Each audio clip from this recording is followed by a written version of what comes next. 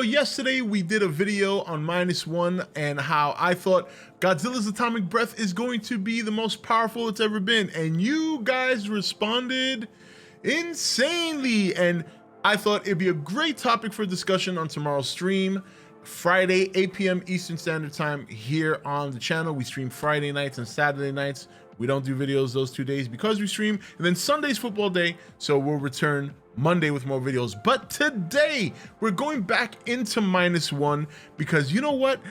There's something else that Toho is doing with this movie that is simply making my dreams come true. And we're gonna take a look at some of the clips in -1 as I discuss this. But let me tell you something. One of the things I have always dreamed of, one of the things I've always wanted, was a rated R Godzilla movie. And I know what you're saying in the comment section. Oh, Rob, this is not going to be a rated R -1 Godzilla movie. I get that. My point is that within the description of wanting a rated R Godzilla movie, one of the things I've always pointed out was I want to see ground level destruction. I want to see humans falling. I want to see people running. I want to see things from their perspective. And looking at this trailer for all that it's worth, combined with the teaser trailer we got like a month before, we've only gotten really like a minute and 30 seconds of what seems to be the same sequence cut from different angles. But within those minute and 30 seconds, we have gotten shots of what I've been asking for from a Godzilla movie. Doesn't matter who it's from, whether it's from Toho, whether it's from Legendary. I have been wanting this for the longest time, and there's very few Godzilla movies that do this, even by Toho standards. Godzilla Returns, there's a couple of scenes, some of them were cut in the American version where there's ground level, you can see people, their perspective of Godzilla. Godzilla 54 does not have as much as what it looks like we're getting in -1, but there are still shots where you're seeing things from a person's perspective, you know, the mother and her kids and preparing them to meet their father in the afterlife, the tower scene. I mean, but this movie, when I look at the scenes in this trailer of the people running, Godzilla's foot potentially stepping on people, the people falling from the pavement that's flipping over. I mean, this excites me. It is something I've been asking for such a long time, and to finally see, like, it seems like I'm going to be getting that, it just makes me even more excited for this movie. You know, Shin Gojira, I was very excited for that movie when I saw the trailer back in 2016, but I have to admit, this one I'm more excited for this particular reason, because, and if you've been here for a long time, if you've been on the channel for a long time, you know for a fact I've been asking for this. You know it. I know there's people in the comment section going to be like, yep, Rob did say that. And let's just look at some of these shots here of what I'm talking about. I mean, you're talking about people running, you know, you got people holding on to pavements that are flipping over, you got people on the ground, you know, like the guy with the blood on his forehead and talking about this monster will never forgive us. The lady in the train as Godzilla is heading right towards them. The train, I mean, the perspective and the shots so far in this trailer just really excite me for this movie. Godzilla -1, I think, is going to be something special from Toho. I think they've taken and look, you've heard people compare it and say that the trailer reminded them of 2014.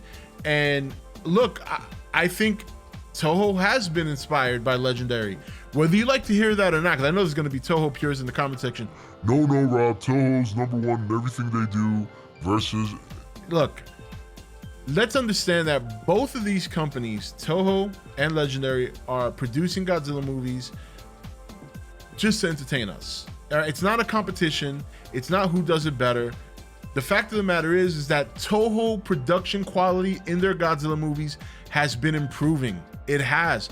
That is a good thing, because one day Legendary is not going to do these movies anymore, and Toho is going to have to make a decision as to whether or not they want to continue to pursue it. So if they are upping their game in terms of presentation, special effects, this is a good thing for the long term of Godzilla. And if it took Legendary to inspire them or even help them to a certain extent to achieve this, it's all for the better at the end of the day. That's what I think. Now, Godzilla -1 comes out December 1st. And let me tell you something. We're going to talk about Legacy of Monsters. I have some videos planned for that, and I'm going to be releasing them next week. But as of right now, I wanted to get through -1 first because of the trailers and all the stuff that happened last week.